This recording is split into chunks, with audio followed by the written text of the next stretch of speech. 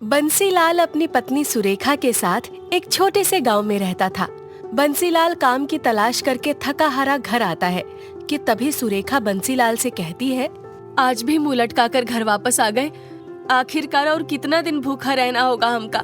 ना कोई काम मिल रहा है और ना घर का राशन बचा है। जाने का हुई गया है हमारी किस्मत को, कहीं कोई काम ही नहीं मिल रहा है। पड़ोस की बूढ़ी काकी ने हमका खाना बनाने के लिए काम पर रखा था।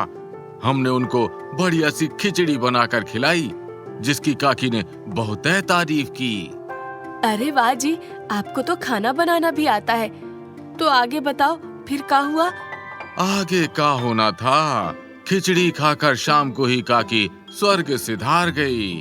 अरे मैया, ये कैसे खिचड़ी खिला दी थी कि काके खिचड़ी के पैसा देने की बजाय स्वर्ग ही सिधार गई। तुमको बहुत हंसी छूट रही है।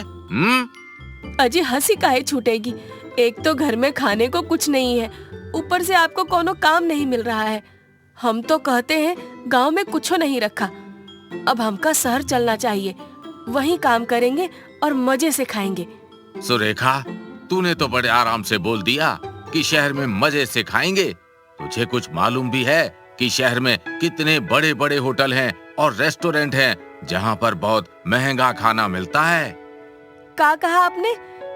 रेस्टोरेंट? रेस्टोरेंट नहीं पगली, रेस्टोरेंट, जिसमें चाउमीन, बर्गर, पिज्जा वगैरह से लेकर सभी कछु खाने को मिलता है। अजी क्यों ना हम भी अपने गांव में रेस्टोरेंट खोल लें। वैसे भी आपको तो ये चाउमीन और क्या कहा था आपने? हाँ, पिज्जा के बारे में सब कुछ पता है। गांव में रेस्टोरेंट देखकर लोग बहुत खुश होंगे। उन्हें चाउमीन, बर्गर सब खाने को मिलेगा। गांव में रेस्टोरेंट? बात तो सही है, मगर पैसा कहाँ है पगली? अजी हमरे कान के झुमके किस काम आएंगे? अभी इन्हें बेचकर हम गांव में रेस्टोरेंट खोल लेते हैं। जब काम बढ़िया चल जाएगा तो आप हमरे लिए फिर से झुमके बनवा देना। फिर अगले ही दिन बंसीलाल सुरेखा के झुमके बेचकर एक छोटा सा रेस्टोरेंट खोल लेता है, जिसमें वो काफी अच्छी सजावट और नई टेबल चेयर लगवाता है। गांव वाले अपने गांव में एक सुंदर सा रेस्टोरेंट देखकर बहुत खुश होते हैं। अरे कारे बंसीलाल, तूने तो बहुत सुंदर मेज कुर्सी वाला ढाबा खोल लिया है रे। भाई ये ढाबा नहीं, रेस्टोरेंट है, जैसा शहरों में होता है। अरे वाह भैया बंसीलाल, ये तो बहुत अच्छा है। हम भी आते हैं अपनी लुगाई को लेकर। उसे बहुत शौक था शहर जाकर ऐसे रेस्टोरेंट में खाना खाने का। अब जब हमारे गांव में ही रेस्टोरेंट खुल गया है तो हम इसी में बैठा कर उसे पिज्जा बर्गर खिलाएंगे। कुछ ही देर में बंसीलाल का रेस्टोरेंट लोगों से खचाखच भर जाता है। वहीं बंसीलाल के रेस्टोरेंट के सामने जमुना दास का ढाबा था।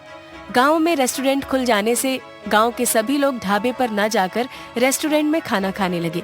इस बंसीलाल के रेस्टोरेंट ने तो हमारा ढाबा ही खाली करवा दिया। जरा देखो तो, ऐसा लग रहा है जैसे वहाँ कोई भंडारा चल रहा हो। बंसीलाल के रेस्टोरेंट को खुले हुए कुछ ही दिन बीते थे। उसके रेस्टोरेंट के चर्चे दूर दराज के गांव में चलने लगे। दूसरे गांव के लोग भी बंसीलाल के रेस्टोरेंट में खाना खाने आने लगे। बंसीलाल और उसकी पत्नी सुरेखा दोनों ही मिलकर रेस्टोरेंट में काम किया करते थे। उन दोनों की मेहनत से वो कुछ ही दिनों में अमीर हो गए। उन्होंने अपना नया मकान और नई गाड़ी भी खरीद ली थी। वहीं जमुना दास का ढाबा पूरी तरह से बंद पड़ा था। एक रोज गंगा अपने ढाबे पर आती है। उसके हाथ में एक टोकरी थी जिसमें सांप बंद था। वो अपने पति जमुना दास को टोकरी देते हुए कहती है, अजी इस सुरेखा के रेस्टोरेंट खुलने से हम सड़क पर आ गए हैं और ये गाड़ी मकान वाले अमीर होते जा रहे हैं। अब बहुत हो गया, आज रात को ही इन दोनों का काम तमाम करना होगा।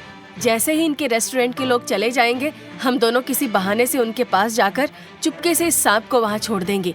फिर क्या था, जैसे ही रात होती है, गंगा व जमुना दास बंसीलाल के रेस्टोरेंट जाते हैं और चुपके से सांप को जैसे ही छोड़ते हैं, वो जमुना दास को ही काट खाता है। हाय रे, सांप ने काट लिया। हाय रे, सांप ने काट लिया रे, काट लिया। बंसीलाल, हमारे पति को बचा लो, नहीं तो ये मर जाएंगे। बंसीलाल फटाफट से जमुना दास को गाड़ी में लेटाकर अस्पताल ले जाता है और वहाँ उसका इलाज कराता है। कुछ ही दिनों में जमुना दास पूरी तरह से ठीक हो जाता है और बंसीलाल जमुना दास को अपनी गाड़ी से घर लाता है। जमुना दास जैसे ही गाड़ी से नीचे उतरता है, वो और उसकी पत्नी गंगा बंसीलाल के कदमों में गिर पड़ते हैं और उनसे माफी मांगते हैं। जमुना दास को बंसीलाल से यूं माफी मांगते देखकर वहाँ खड़े गांव वाले बोलते हैं, अरे जमुना दास भैया, आपको बंसीलाल से माफी नहीं बल्कि इनका धन्यवाद करना चाहिए। सही कहे हो धनिया भैया।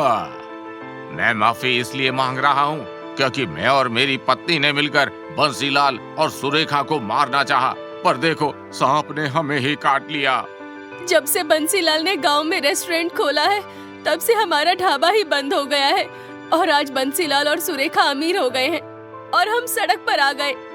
बस इसी जलन से हमने बंसीलाल और सुरेखा को मारना चाहा, मगर बंसीलाल ने मेरे पति की जान बचाकर हम पर बहुत बड़ा उपकार किया है। अरे जमुना दास भैया, बंसीलाल और सुरेखा का रेस्टोरेंट ऐसे थोड़ी ना फेमस हुआ है, इसमें इन दोनों की मेहनत और पूरी ईमानदारी है।